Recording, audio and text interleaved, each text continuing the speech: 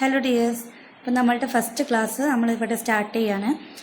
നമ്മളുടെ ഈ ഒരു 5 ദിവസത്തെ ഫ്രീ ക്ലാസ്സിൽ നമ്മൾ ഫസ്റ്റ് സ്റ്റാർട്ട് ചെയ്യുന്നത് ഹാൻഡ് എംബ്രോയ്ഡറിയിൽ നിന്നിട്ടാണ്. അപ്പോൾ ഹാൻഡ് എംബ്രോയ്ഡറി പലർക്കും അറിയുന്നവരുണ്ടാവും, അറിയാത്തവരുണ്ടാവും. അപ്പോൾ നമുക്ക് ഹാൻഡ് എംബ്രോയ്ഡറിക്ക് വേണ്ടിയിട്ട് എന്തൊക്കെ വേണം, മെറ്റീരിയൽസ് എന്തൊക്കെ വേണം എന്നൊന്ന് പരിചയപ്പെടാം. ഇതാണ് ഹൂപ്പ് എന്ന് പറയുന്നത്. അപ്പോൾ ചിലർ എംബ്രോയ്ഡറി റിങ് എന്നൊക്കെ പറയും. ഇതിൻ്റെ പേരാണ് ഹൂപ്പ്. ഹൂപ്പ് 2 ഹൂപ്പുകളായിട്ടാണ് വരുന്നത്. ഒരു സെറ്റ് എന്ന് പറഞ്ഞത് 2 ഹൂപ്പാണ്, ഒന്നിൽ സ്ക്രൂ ഉണ്ടാവും. പിന്നീട് വേണ്ടത് നമുക്ക് വൈറ്റ് മല്ലു ക്ലോത്ത് അല്ലെങ്കിൽ പോപ്ലിൻ ക്ലോത്ത് എന്ന് പറയുന്നതാണ്. പിന്നീട് വേണ്ടത് നമുക്ക് ത്രെഡ്. നമുക്ക് എംബ്രോയ്ഡറി ചെയ്യാൻ വേണ്ടിയിട്ട് എംബ്രോയ്ഡറി ത്രെഡുകൾ അവൈലബിൾ ആണ്. നമുക്ക് പല കമ്പനിയുടെ ത്രെഡുകൾ അവൈലബിൾ ആണ്. ഇത് വരുന്നത് രംഗോളി ത്രെഡാണ്. അതുപോലെ തന്നെ എംബ്രോയ്ഡറി ചെയ്യാൻ വേണ്ടിയിട്ട് നമ്മൾ യൂസ് ചെയ്യുന്ന സൂചി, എംബ്രോയ്ഡറി പിന്നെന്ന് പറഞ്ഞാൽ അത്യാവശ്യം ലെങ്ത്തുള്ള, കുറച്ച് വണ്ണുള്ള, അതുപോലെ തന്നെ ഹോൾസ് ഇതുപോലെ വരുന്ന ഒരു ഹോളുള്ള എംബ്രോയ്ഡറിയുടെ സൂചി നമുക്ക് അവൈലബിൾ ആണ്. ഷോപ്പിലൊക്കെ എംബ്രോയ്ഡറി സൂചി ചോദിച്ചു കഴിഞ്ഞാൽ കിട്ടും. ഇത്രയും കാര്യങ്ങളാണ് നമുക്ക് മെയിനായിട്ട് വേണ്ടത്. പിന്നെ നമുക്ക് ത്രെഡ് കട്ട് ചെയ്യാൻ വേണ്ടിയിട്ടുള്ളൊരു ട്രിമ്മർ ആവശ്യമുണ്ട്. അതുപോലെ തന്നെ പിക്ചർ വരയ്ക്കാൻ കാർബൺ പേപ്പർ. അപ്പോൾ നേരിട്ട് നമ്മൾ പെൻസിൽ കൊണ്ടോ പെന്ന് കൊണ്ടോ ഒന്നും നമ്മൾ ക്ലോത്തിൽ എംബ്രോയ്ഡറിയുടെ ചെയ്യാൻ പാടില്ല. അതിന് വേണ്ടിയിട്ടാണ് നമ്മൾ യെല്ലോ കാർബൺ പേപ്പർ നിർബന്ധമായിട്ടും വാങ്ങിക്കണം എന്ന് പറയാൻ കാരണം. ഹാൻഡ് എംബ്രോയ്ഡറി പഠിച്ചവർക്ക് അറിയാം, നമ്മൾ നിർബന്ധമായിട്ടും യെല്ലോ കാർബൺ പേപ്പർ വെച്ചിട്ടാണ് വരയ്ക്കാറുള്ളത്. നമ്മൾ ഈ ഒരു പിക്ചറിനെ എങ്ങനെയൊക്കെ വരക്കും എന്നുള്ളതും ഹാൻഡ് എംബ്രോയ്ഡറിയിൽ എന്തൊക്കെയാണ് വരുന്നത് എന്നുള്ളതൊക്കെ നമുക്ക് നോക്കാം. ഹാൻഡ് എംബ്രോയ്ഡറി നമുക്ക് ഫസ്റ്റ്, അപ്പോൾ തീരെ അറിയാത്തവരുണ്ടാവും, അറിയുന്നവരുണ്ടാവും. അപ്പോൾ അറിയാത്തവർക്ക് വേണ്ടിയിട്ട് നമുക്ക് സ്റ്റാർട്ട് ചെയ്യുന്നത് തന്നെ ചെറിയ ഒരു സ്റ്റിച്ചിൽ നിന്നിട്ട് തന്നെ സ്റ്റാർട്ട് ചെയ്യാം. നമ്മളുടെ മല്ലു ക്ലോത്തിനെ നമ്മൾ ഇതുപോലെ നിവർത്തി വെക്കാം. നിവർത്തി വെച്ചിട്ട് നമ്മളുടെ ഹൂപ്പ് എടുക്കുക. ഈ ഹൂപ്പിൻ്റെ 2 എണ്ണം സ്പ്ലിറ്റ് ചെയ്തതിന് ശേഷം ഈ ഒരു ഫുൾ റൗണ്ട് വരുന്ന ഹൂപ്പിനെ അടിവശത്ത് വെച്ച് ഈ ക്ലോത്തിന് മുകളിൽ വരുന്ന രീതിയിൽ വെച്ച് കൊടുക്കുക. അപ്പോൾ ഈ ഹൂപ്പിൻ്റെ 4 സൈഡ്, അതായത് ഫുൾ റൗണ്ടിൽ നമുക്ക് കുറച്ച് ഗ്യാപ്പ് വേണം. 1 ഇഞ്ചിലെങ്കിലും ഗ്യാപ്പ് ഇട്ടിട്ട് വേണം നമ്മൾ ഇതുപോലെ വെച്ച് കൊടുക്കാൻ വേണ്ടിയിട്ട്. ഇനി നമ്മൾ ഈ ഒരു സ്ക്രൂ വരുന്ന ഹൂപ്പിനെ മുകളിൽ വെച്ച് കൊടുക്കുകയാണ്. വെച്ച് കൊടുത്ത് നമ്മളിതിനെ അമർത്തി കൊടുക്കുക. ഈ ഒരു ഹൂപ്പിൽ സെറ്റാക്കി കൊടുക്കുക. സെറ്റാക്കി കൊടുക്കുമ്പോൾ നമ്മൾ ഈ ഒരു സ്ക്രൂവിനെ ലൂസാക്കി കൊടുത്തു കഴിഞ്ഞാൽ പെട്ടെന്ന് ഇതിൽ നമുക്ക് വെക്കാൻ കഴിയും. ഇനി നമ്മളെന്ത് ചെയ്യുക, വെച്ച് കഴിഞ്ഞാൽ നല്ലോണം ടൈറ്റാക്കി കൊടുക്കുക. നല്ലോണം നമ്മൾ ടൈറ്റാക്കി കൊടുക്കണം. ഈ ഒരു ഹൂപ്പിനെ നമ്മൾ ഇതുപോലെ ടൈറ്റാക്കി കൊടുത്ത് ക്ലോത്തിന് എല്ലാ സൈഡിലും ക്ലോത്തിനെ ഇതുപോലെ ടൈറ്റാക്കി വലിച്ചു കൊടുക്കുക. എന്നാൽ മാത്രമേ നമ്മൾ വർക്ക് ചെയ്ത് കഴിഞ്ഞാൽ ഫിനിഷിങ് കിട്ടുള്ളൂ. നമ്മൾ ഈ ഒരു ഹൂപ്പിൽ നിന്നിട്ട് ഊരിക്കഴിഞ്ഞാലും നമുക്ക് ഫിനിഷിങ് കിട്ടണം, വർക്ക് ഫിനിഷിങ് കിട്ടണം എന്നുണ്ടെങ്കിൽ നമ്മൾ ഇതുപോലെ ടൈറ്റാക്കി പിടിച്ചു കൊടുക്കുക. ഇതുപോലെ ശബ്ദം വരുന്ന രീതിയിൽ വേണം നമ്മൾ ടൈറ്റാക്കി കൊടുക്കാൻ വേണ്ടിയിട്ട്. ഇതുപോലെ ടൈറ്റാക്കി കഴിഞ്ഞാൽ നമ്മൾ നെക്സ്റ്റ് ചെയ്യേണ്ട കാര്യം എന്ന് പറഞ്ഞാൽ, നമ്മൾ ഹാൻഡ് എംബ്രോയ്ഡറി സാധാരണ നോർമൽ കോഴ്സുകളൊക്കെ പഠിക്കുമ്പോൾ സ്റ്റിച്ച് ബോർഡ് എന്ന് പറഞ്ഞ സംഭവം ഉണ്ടാക്കും. നിങ്ങൾക്ക് അതിൻ്റെ ഒന്നും ആവശ്യം വരുന്നില്ല, ആകെ കുറച്ച് കാര്യങ്ങളുള്ളത് കൊണ്ടാണ്. നമുക്ക് ആദ്യം ഒരു കറക്റ്റ് ഒരു ലൈന് വരച്ചു കൊടുക്കാം. ഇതിന് മുകളിൽ നമ്മൾ ഫസ്റ്റത്തെ നമ്മൾ സ്റ്റിച്ചുകളിൽ നമ്മളെപ്പോഴും പഠിക്കുന്നത് റണ്ണിങ് സ്റ്റിച്ചാണ്. അപ്പോൾ റണ്ണിങ് സ്റ്റിച്ചെന്ന് എഴുതി കൊടുക്കുക. നിങ്ങൾക്ക് പഠിക്കാൻ വേണ്ടിയിട്ടാണ് കേട്ടോ റണ്ണിങ് സ്റ്റിച്ചെന്ന് എഴുതാൻ പറയുന്ന. പേരുകളൊന്നും മറന്നു പോകാണ്ടിരിക്കാൻ വേണ്ടിയിട്ട് റണ്ണിങ് സ്റ്റിച്ച് 3 എന്ന് എഴുതാം. അപ്പോൾ ഈ 3 എന്താണെന്ന് വെച്ചാൽ നമ്മളുടെ ത്രെഡ് വരുന്നത്, ഹാൻഡ് എംബ്രോയ്ഡറിയുടെ ത്രെഡ് വരുന്നത് ഈ ഒരു രൂപത്തിലാണ്.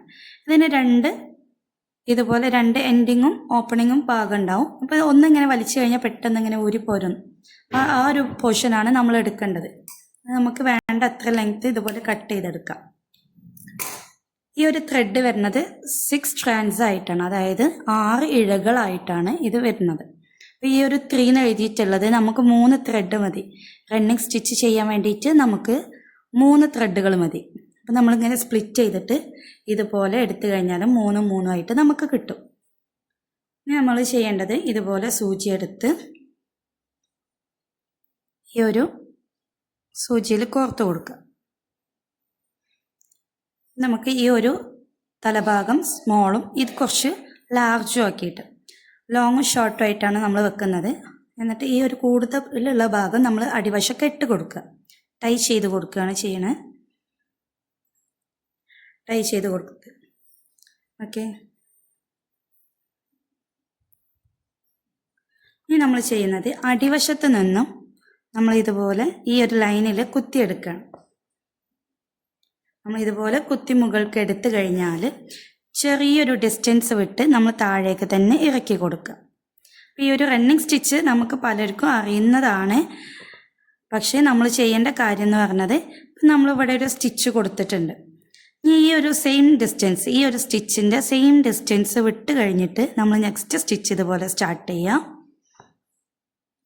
ഇതുപോലെ നമുക്ക് സെയിം ഡിസ്റ്റൻസ് കീപ്പ് ചെയ്തിട്ട് വേണം. ഇതിൻ്റെ ഇടയിലുള്ള ഗ്യാപ്പും അതുപോലെ സ്റ്റിച്ചുകൾ തമ്മിലുള്ളത് ഒരു അകലവും സെയിം ആയിട്ട് വേണം വരാൻ വേണ്ടിയിട്ട്. നമുക്കിതൊന്ന് ഫിനിഷ് ചെയ്തെടുക്കാം. ഞാൻ എന്ത് ചെയ്തിട്ടുണ്ട്, ഈ ഒരു ലൈന് ഫുള്ളായിട്ട് ഫില്ല് ചെയ്തെടുത്തിട്ടുണ്ട്. ഈ ഫില്ല് ചെയ്തതിന് ഇനി അടിവശത്ത് ഞാൻ കെട്ട് കൊടുക്കുകയാണ്. ഇതിനെ നമുക്ക് ടൈറ്റാക്കി സെക്യൂർ ചെയ്ത് നിൽക്കണം. അപ്പോൾ ഇതിന് മുമ്പുള്ള സ്റ്റിച്ചിൻ്റെ ഉള്ളിലൂടെ നമ്മൾ സൂചിയെ കടത്തിയെടുക്കുകയാണ്. എന്നിട്ട് ഒന്നുകൂടെ ഇതിൻ്റെ ഉള്ളിലൂടെ വലിച്ചു കൊടുക്കുക, ടൈറ്റാക്കി കൊടുക്കുക. വേണം എന്നുണ്ടെങ്കിൽ രണ്ടെണ്ണത്തിൻ്റെ ഉള്ളിലൂടെ ഇങ്ങനെ ടൈറ്റാക്കിയിട്ട് നമുക്ക് കൊടുക്കാം.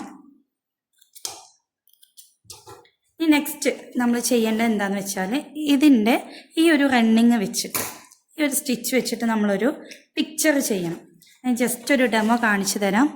ഞാൻ ഈ ഒരു പേപ്പറിൽ ഒരു ഫ്ലവർ വരയ്ക്കണം. നിങ്ങൾക്ക് പിൻട്രസ്റ്റിലൊക്കെ നോക്കിക്കഴിഞ്ഞാൽ ഒരുപാട് പിക്ചേഴ്സ് കിട്ടും. അല്ല എന്നുണ്ടെങ്കിൽ കുട്ടികളുടെ ബുക്കിലൊക്കെ ഉണ്ടാവും, ഒരുപാട് പിക്ചേഴ്സ് നമുക്ക് അവൈലബിൾ ആയിട്ട് കിട്ടും. അങ്ങനെയുള്ള പിക്ചേഴ്സൊക്കെ എടുത്തിട്ട് ചെയ്യുക. ഇതുപോലെ കുഞ്ഞു കുഞ്ഞു പിക്ചറല്ല, നല്ല പിക്ചേഴ്സൊക്കെ വെച്ചിട്ട് ചെയ്യുക കേട്ടോ. നമ്മൾ ചെയ്യേണ്ടത് ഇതുപോലെ കാർബൺ പേപ്പറിൻ്റെ ഈ യെല്ലോ പോർഷന് നമ്മളുടെ ക്ലോത്തിൽ ഇങ്ങനെ അറ്റാച്ച് ചെയ്ത് കൊടുക്കുക. എന്നിട്ട് നമുക്ക് നമ്മളുടെ കയ്യിൽ എന്ത് പിക്ചറാണോ ഉള്ളത് അത് ഇതുപോലെ മുകളിൽ വെച്ച് കൊടുക്കുക. എന്നിട്ട് ഇതിൻ്റെ മുകളിലൂടെ പലർക്കും അറിയുന്നുണ്ടാവും സ്കെച്ചൊക്കെ എടുക്കാൻ. ആ സെയിം മെത്തേഡാണ് നമ്മൾ ചെയ്യുന്നത്. ഓക്കെ, ഇതുപോലെ വരച്ചെടുക്കുക. ഇതിന് മുകൾ കൂടെ വരയ്ക്കുമ്പോൾ ഇതിൻ്റെ ഒരു യെല്ലോ പോർഷന്, യെല്ലോ കാർബൺ പേപ്പർ വെച്ചിട്ട് വരയ്ക്കുമ്പോൾ യെല്ലോ കളറിൽ ഇതുപോലെ കിട്ടും. ഇനി നമ്മൾ ചെയ്യേണ്ടത് ഈ ഒരു റണ്ണിങ് വെച്ചിട്ട് ഈ ഒരു ഫ്ലവറിനെ ഫില്ല് ചെയ്തെടുക്കുക എന്നുള്ളതാണ്. എങ്ങനെ ഫില്ല് ചെയ്തെടുക്കുക എന്നുള്ളതും കൂടെ കാണിച്ചു തരാം കേട്ടോ. നമ്മൾ ഇതുപോലെ റണ്ണിങ് വെച്ചിട്ട് തന്നെ ചെയ്ത് കൊടുക്കുക. അപ്പോൾ ഇതൊക്കെ ഔട്ട്ലൈൻസ് ആണ്. നമ്മൾ റണ്ണിങ് സ്റ്റിച്ച് എന്നൊക്കെ പറയുന്നത് ഔട്ട്ലൈൻ ചെയ്ത് കൊടുത്ത് എടുക്കുന്ന വർക്കാണ്.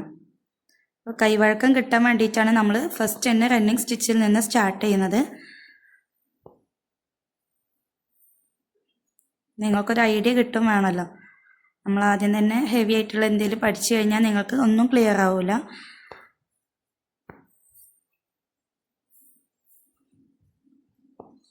കണ്ടോ, ഇപ്പം ഞാൻ ഈ ഒരു സെൻറ്ററിലുള്ളൊരു റൗണ്ട് പോർഷന് ഞാൻ ഏകദേശം കംപ്ലീറ്റ് ചെയ്തെടുത്തിട്ടുണ്ട്. ഇതുപോലെ നമ്മൾ എന്ത് ഡിസൈനാണോ, ഫ്ലവർ ആയിക്കോട്ടെ, സീനറീസ് ആയിക്കോട്ടെ, അനിമൽസ് ആയിക്കോട്ടെ, ഫ്രൂട്ട്സ് ആയിക്കോട്ടെ, എന്തോ ആയിക്കോട്ടെ, നിങ്ങൾ എന്ത് ചെയ്യാം, ഇതുപോലെ ഫില്ല് ചെയ്തിട്ട് ഇതുപോലെ ഓരോ പാറ്റേണും വരച്ച് കൊടുക്കുക. ഇങ്ങനെ ഒരു പിക്ചർ ചെയ്തെടുക്കണം. ഞങ്ങളൊരു സ്റ്റിച്ച് പഠിക്കുമ്പോൾ ഒരു പിക്ചർ ഇതുപോലെ ചെയ്തെടുക്കാം.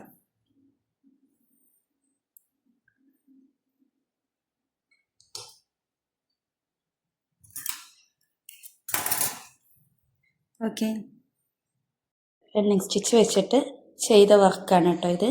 അപ്പോൾ ഇതുപോലെ നമുക്ക് പല വർക്കുകളും ചെയ്തെടുക്കാം. നമുക്ക് ഇഷ്ടമുള്ള ഡിസൈൻസ് വെച്ചിട്ട്, സീനറീസ് വെച്ചിട്ടായിക്കോട്ടെ, ഫ്ലവേഴ്സ് വെച്ചിട്ടായിക്കോട്ടെ, ഇനി ഡോൾസിൻ്റെ പോലെയുള്ള പിക്ചേഴ്സ് വെച്ചിട്ടായിക്കോട്ടെ, നമുക്ക് എന്തെങ്കിലും പിക്ചേഴ്സ് വെച്ചിട്ട് ഇതുപോലെ വർക്കുകൾ ചെയ്തെടുക്കുക. എല്ലാവരും ചെയ്ത് നോക്കാം കേട്ടോ. Thank you.